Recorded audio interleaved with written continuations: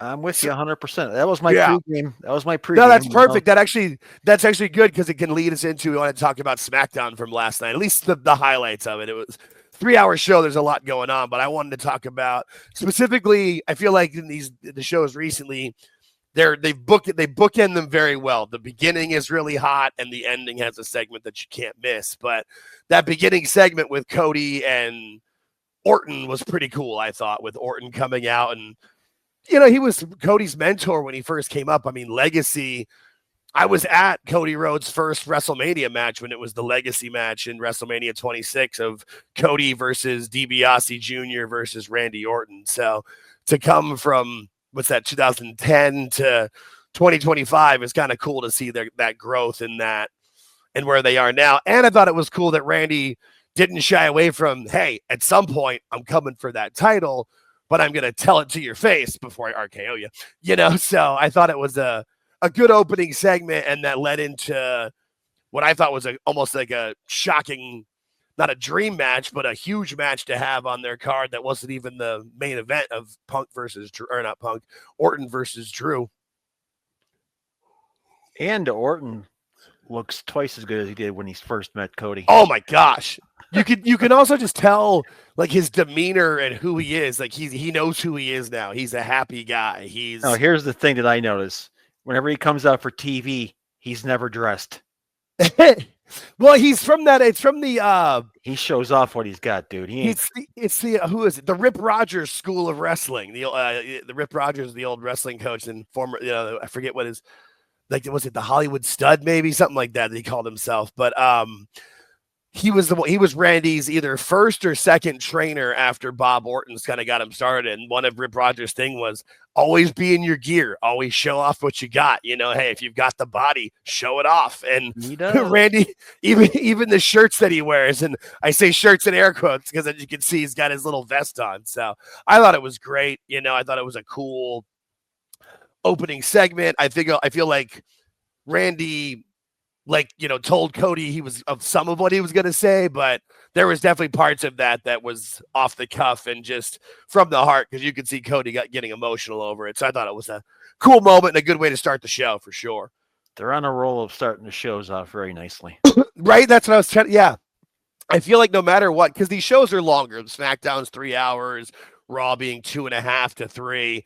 You got to really invest people, and you can hook them in for the end of the show with the main event segment that is going to be great, but being able to make sure that you kick them off right. And obviously with WrestleMania season kind of coming in, you've got Cody, Cena, Orton. You've got the right people that can kick off the show properly, but it's definitely an exciting way to kind of get the ball rolling for sure. The next thing I wanted to put over, just because I love this faction, I feel like this is my favorite faction in wrestling right now, is the Secret HERvice, or as I'm calling them, the Shia. This is just fantastic. Chelsea Green is the most fun on television that you can have all week. Like, she just I call her the queen of minute maximization. She's just awesome. And then getting Alba Fire and Piper Niven there is like the big little team that can kind of have her back. I just think it's great. I think it'll be a fun, maybe it'll end up being with Selena Vega versus Chelsea at WrestleMania, because I feel like Chelsea deserves her WrestleMania match and WrestleMania moment. But I just thought it was a fun match and a great segment. Good opening match for the show. Like, they got Alba fired in something. That's good. Yeah, no, it kind of works because they're both Scottish, and Chelsea's also posted a few pictures that I've seen of them back in their days in Japan, and the three of them traveled together and were friends. That's why her and Piper have such great chemistry when they can come out dressed as the Hart Foundation, or when they came out in Canada and Piper was the Mountie, or the social media segment they did over Halloween where they were dressed up as Aldous and Pierce, like they just when she came out like Mick Foley, that's when I liked. Oh my gosh, that was so good.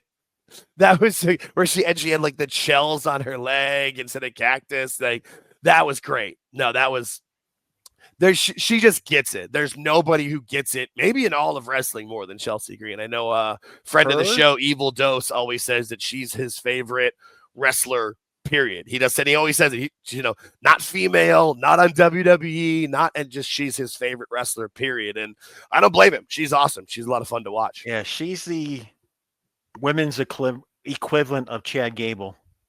Yeah, you could kind of, but with a touch of R-Truth in there, where like where she does make you laugh and everybody loves her. But yeah, she really is that Chad Gable where you can.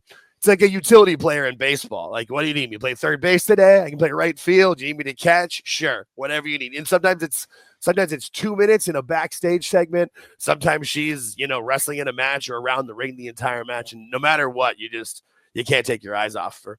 Another good match, which I didn't grab a picture of, but I thought that was at least entertaining and fun, was Pretty Deadly versus the Street Profits, especially Pretty Deadly wrestling in their, I don't know, I'd say hometown. I would say home country. I know that, London isn't the only city in England. I understand it's a full-size country. I don't think that, Drew McIntyre had a homecoming in Wales. I get it. Like, it's all the UK, but they are their individual countries. But that was a good match. But what I did, the biggest thing I think I wanted to put over before we get into that main event segment that we already kind of teased a bit was the Rey Fenix vignette. They've been showing him for 2-3 weeks now, where if you'd seen him wrestle, you knew it was him because of the chest tattoos and the way he was jumping on the ropes and kind of flipping around, and even the mask. But I thought it was smart that they put that he was going to debut next week in Chicago, but I was shocked that he kept the Rey in his name. If anybody listened to our last episode, which we just posted, I flat out said that I thought that they would drop the Rey and just call him Fenix to kind of differentiate him from Rey Mysterio, and just kind of, that Penta works as a single name, but it looks like obviously he's keeping his name. So I thought that was a pretty cool little moment, and I saw a lot of people reacting to it online as well. That might be a planned move, keeping the Rey for Rey Mysterio and him. Yeah, it's one of those things that I kind of feel like was always a little bit cheesy because it was in the Vince days where, you can't have two Shanes, and that's why, Shane Helms had to become Gregory Helms, then the Hurricane. And I know that some people kind of thought that might be why, Ricky Starks became Ricky Staines because of, what's her name on Raw with the last name Stark? Starts with the Z. I forget her first name. Zoe. Thank you. I was thinking of the girls from NXT with Z. No, yeah, Zoe Stark. But I mean, to me, it's one of those things that it's not a big deal. Like, wrestling fans are smarter than we're given credit for. We can differentiate them, even though they both are luchadors with masks from Mexico that aren't very tall. We can tell the difference. Okay, everybody, it's okay. So I think it's cool. I think it's great that he's going to be able to get a singles run, keep him and Penta separated. And, they even announced, though, because Tessitore even said after the vignette aired last night, Tessitore even said, he's the brother of Penta. They're the Lucha Bros. Like, they said that, but keep them separate for a while until it works to put them together and makes sense for the story. And, one of them can save the other, or it can happen something in the draft, but they can both get over individually before they're forced and pigeonholed into a tag team. So I thought it was cool. I'm excited for next week. And I feel like Chicago is a great town for him to debut it. If he can't debut somewhere near Mexico or in California, or wherever his hometown area is in the States, but Chicago is probably the best wrestling town in America. So it works, at least in my opinion. People in Boston might have a word with you. Yeah, I mean, I just feel like Chicago's got that history, of accepting everyone too, in the sense where like every promotion has done well, because even WWE, WWF back in the day would run there, and then so would WCW with the Chi-Town Rumble or NWA or whatever. I feel like Chicago, maybe from the history of the Dumont Network back in the day, but Chicago's always been a hotbed. I mean, maybe it's just the Rosemont Horizon. I think they call it the Allstate Arena now, but I mean, almost every wrestler who's performed there will say that's their favorite arena to wrestle in. I think it's mostly from the wooden roof and the sound bounces down better or something, but everybody consistently puts that venue over from Chicago. Speaking of Chicago, we can get to the final segment of SmackDown last night, of the Roman Reigns, Seth Rollins, CM Punk segment. First off, I just thought this picture was great when Paul Heyman singing the people keep whining about this chant where they do like the Roman Reigns. Everyone's like, what is that song? Does no one seen the Daddy Cool video?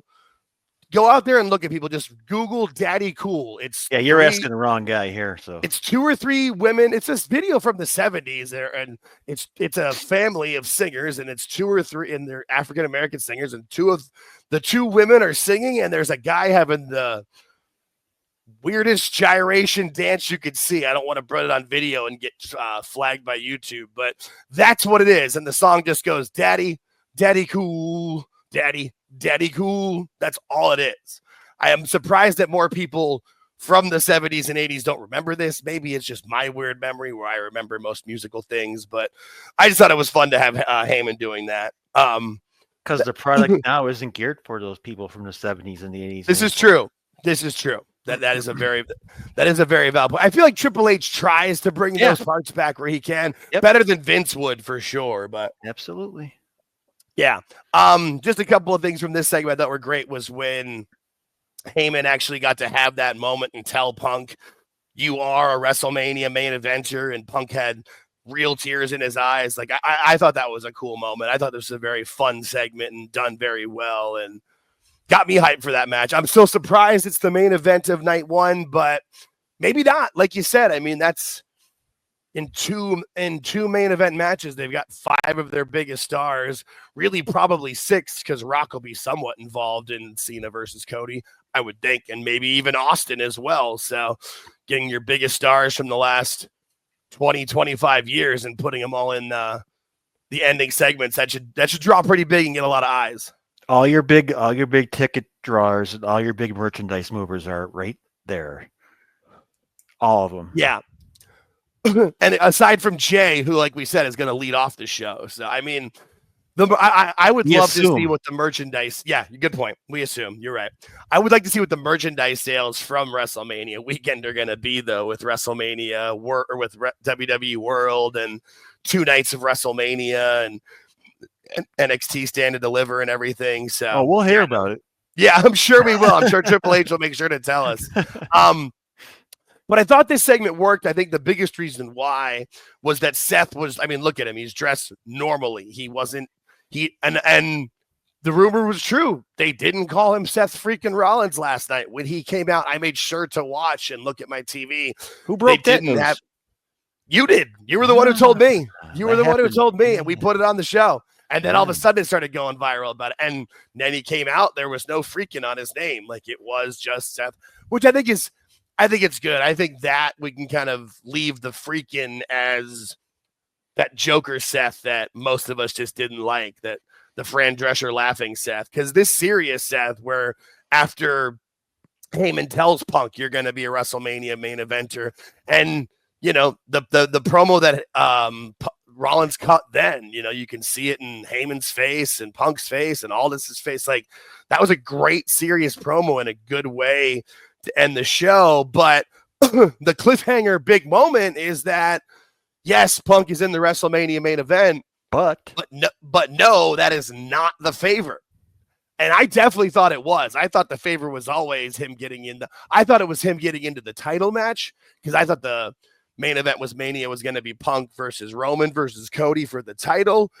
But so what is the favor, and when does he cash it in? I have one idea. I have 0. The only idea that I have, if they're going to make it part of this WrestleMania, is that the favor is that Heyman backs Punk to the ring. That Heyman comes out with Punk and is in his corner for the match, not Roman's. But I feel like that's a waste, because I feel like I was just going to say it's a waste. I feel like the favor needs to be for the title, but the title might be tied up a lot this year. I really don't know. Like, that's so I could see that being where Punk thinks he can win and bury both Roman and Rollins in the Las Vegas desert if he's got Heyman with him versus Heyman with Roman. But I really don't know. That's the only thing that I could think of. Okay, I just came up with one on the fly. Love it. Cena beats Cody at WrestleMania, and then Punk cashes in his favor and asks the wise man to give him a title match against Cena at SummerSlam. I mean, it could happen. That was spur of the moment. Yeah, I mean, there's like that would make a lot of sense. I just don't know how does that hurt Roman unless Roman was trying to go for the same title shot. Yeah. I feel like the favor. That's what he's going to want to do. Go after the same thing. Yeah, that does make it does make sense because the favor has to not only help Punk through Heyman, but it should hurt Roman as well. Because that's why Roman was so confident and proud and almost putting his feet up at the head of the table on the segment last night because he thought putting Punk in the main event, he said it, one man's dream is another man's favor checked off. And Punk's like, yeah, maybe not. Which I think is great. Keep the intrigue. Yeah, I think I could see that happening, but we'll see. Like I said, we said before, there's so many questions and very few answers. Yeah, and no matter what they do, that's what I think the beauty of it is there's no like, oh, well, that's definitely going to happen. Like, like last year, you definitely thought Cody was finishing the story. You thought that Roman and Brock would win night 1, but Cody would persevere night 2. This year, I got nothing. This match, this triple threat, anybody could win, and the story will work to where they'll want to go with it for all involved. Same with Cena and Cody. Everyone's predicting Cena winning the title because that does make the most sense for the story. But maybe not. Maybe Cody retains, and then, Cena gets even angrier and does go darker or something. I don't know. There's so many options, and what the beauty of it is Triple H and his creative team has earned my trust. Like I'm willing to give them the benefit of the doubt that they'll be able to be successful. It'll be a great show. It'll be a great story that'll go on through the rest of the year. I'm excited to see what they do for not only SummerSlam, but also Money in the Bank and even Backlash now. That'll probably be really good. Yeah, they're all going to be interesting to see. That's for sure.